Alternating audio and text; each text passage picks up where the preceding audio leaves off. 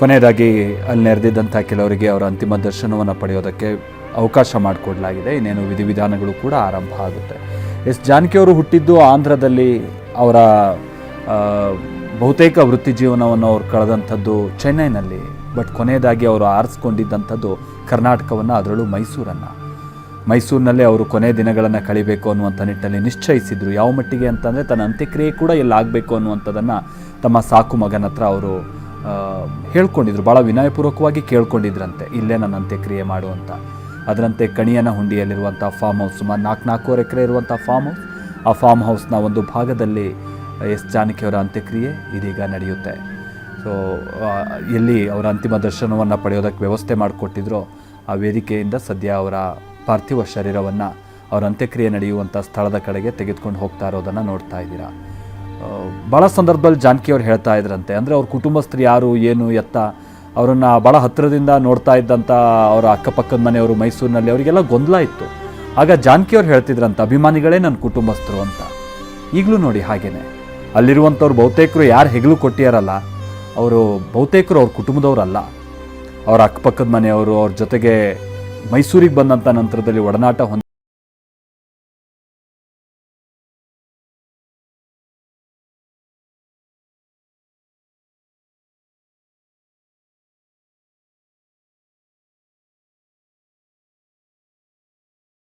ಅದೆಷ್ಟೋ ಜನ ಅಂಥ ಹಾಡುಗಳಿಂದ ಪ್ರೇರೇಪಿತರಾಗಿದ್ದಾರೆ.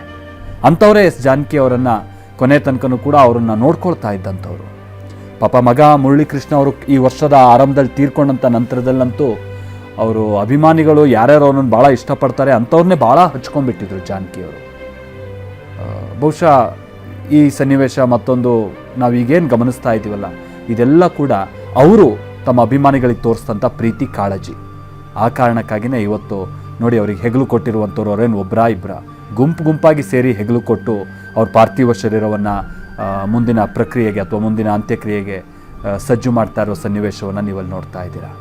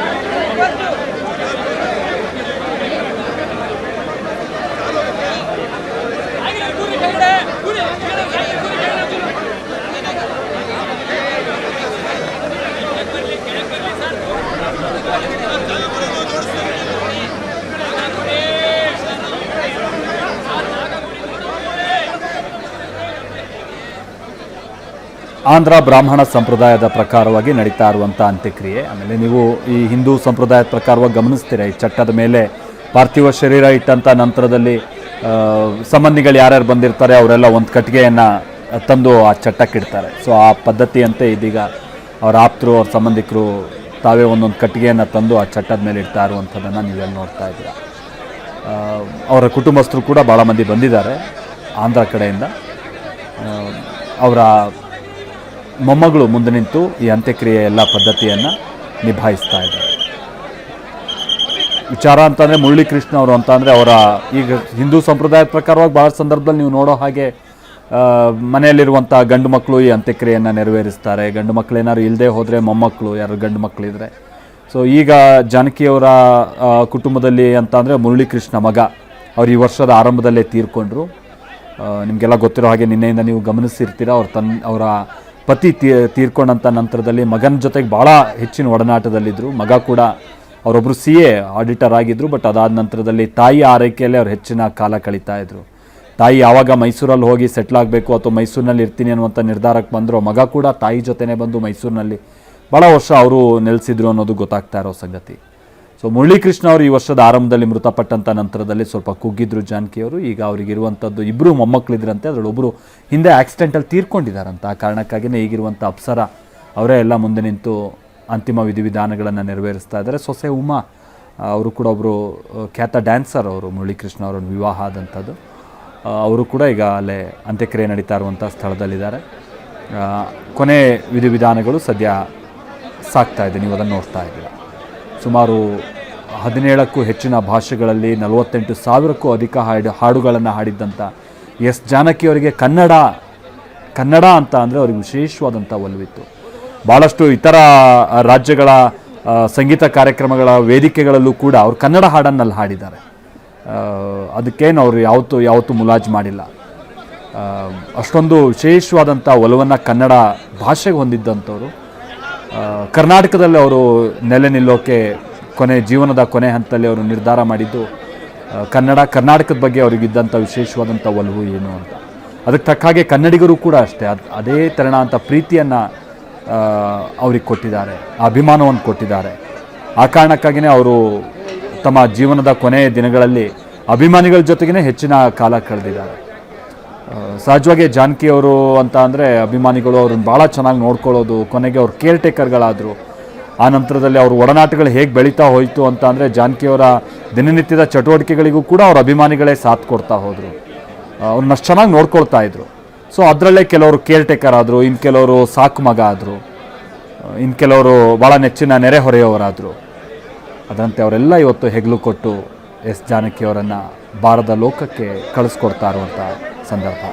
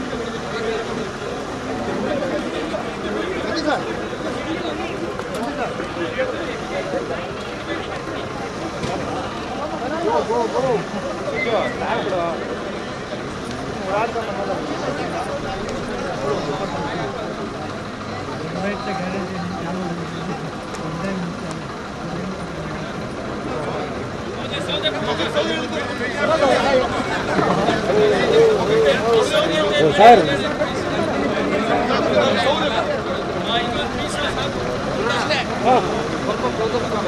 ಕ್ಲೋಸಪ್ ಇಲ್ಲಣ್ಣ. ಹಾಂ ಹಾಂ ಓಕೆ ಇಲ್ಲಿ ಇಲ್ಲಿ ಅಡ್ಡ ಅಲ್ಲ ಅದಕ್ಕೆ ಮಾಡಿದ್ದೀನಿ.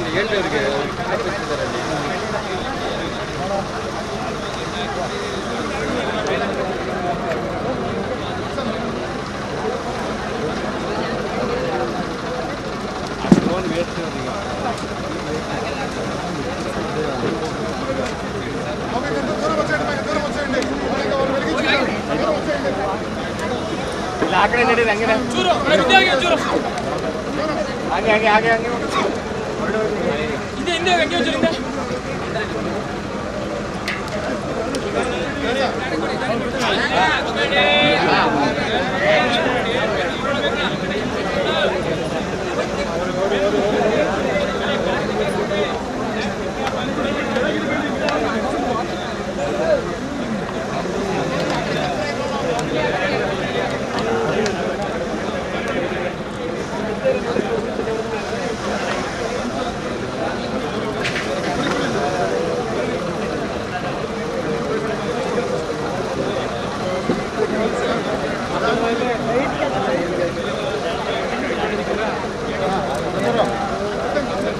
ಸರ್ ಸರ್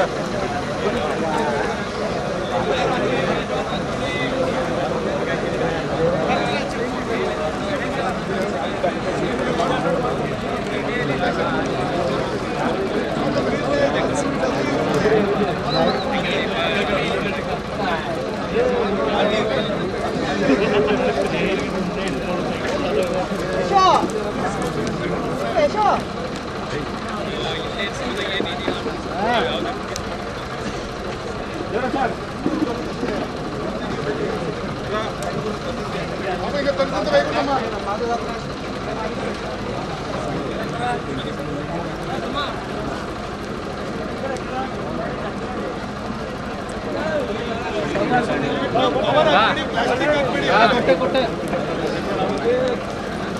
ಅದೇ ಇಲ್ಲ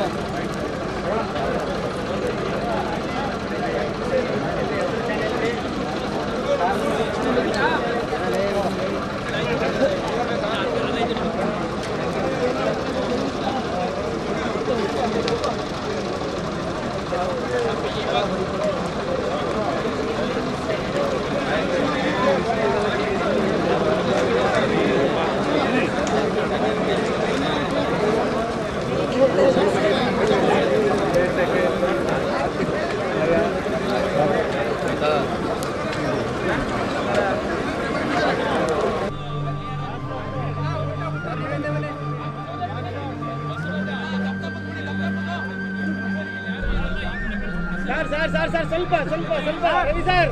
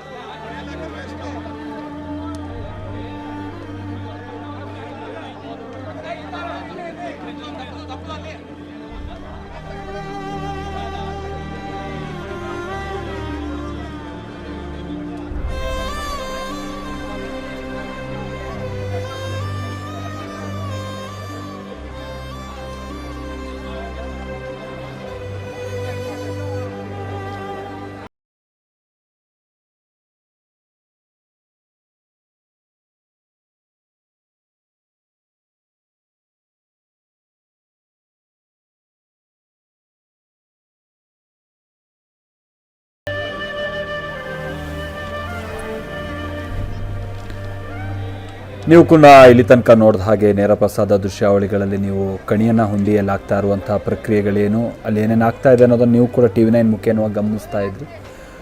ಅವರ ಮೊಮ್ಮಗಳು ಅಪ್ಸರ ಪಾರ್ಥಿವ ಶರೀರ ಇರಿಸಲಾಗಿದ್ದಂಥ ಚಿತೆಗೆ ಅಗ್ನಿಸ್ಪರ್ಶ ಮಾಡೋ ಮುಖೇನವಾಗಿ ಎಸ್ ಜಾನಕಿ ಅವರ ಅಂತ್ಯಕ್ರಿಯೆ ನಡೀತಾ ಇದೆ.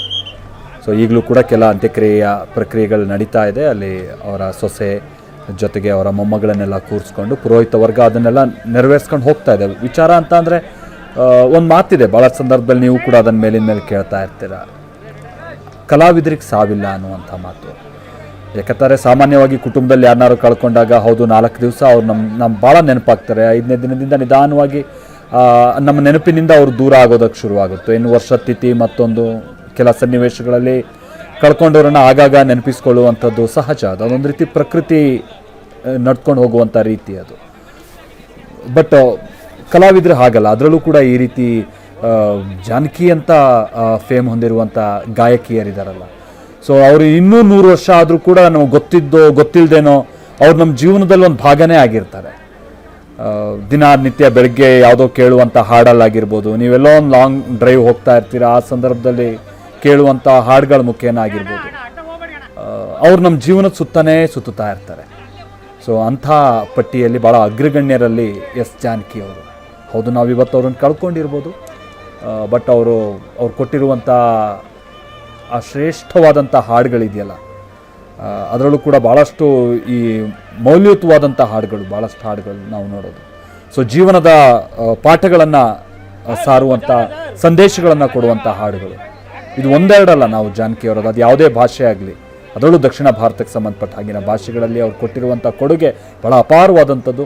ಅಂಥ ಹಾಡುಗಳ ಮುಖೇನವಾಗಿ, ಅಂಥ ಹಾಡುಗಳು ಕೊಡುವಂಥ ಆ ಸಂದೇಶ, ಆ ಮೌಲ್ಯಗಳ ಮುಖೇನವಾಗಿ ಜಾನಕಿಯವರು ಎಂದಿಗೂ ಕೂಡ ನಮ್ಮ ಜೊತೆಗಿರ್ತಾರೆ, ನೆನಪಿನಲ್ಲಿರ್ತಾರೆ.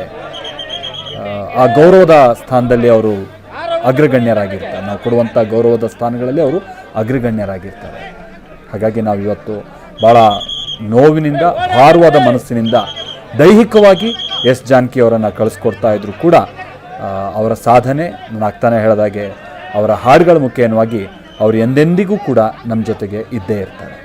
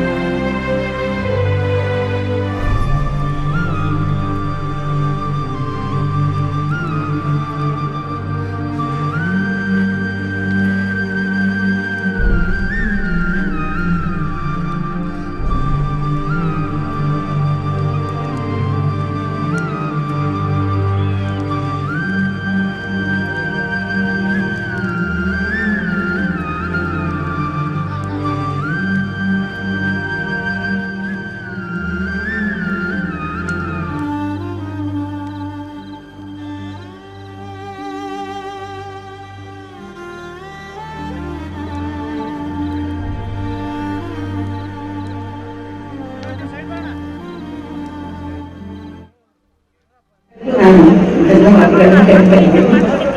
ಎಲ್ಲರಿಗೂ ನಾನು ಧನ್ಯವಾದಗಳನ್ನು ಹೇಳ್ತಾ ಇದ್ದೇನೆ. ಎಲ್ಲರಿಗೂ ನಾನು ಧನ್ಯವಾದಗಳನ್ನು ಹೇಳ್ತಾ ಇದ್ದೇನೆ. ಎಲ್ಲರಿಗೂ ನಾನು ಧನ್ಯವಾದಗಳನ್ನು ಹೇಳ್ತಾ ಇದ್ದೇನೆ.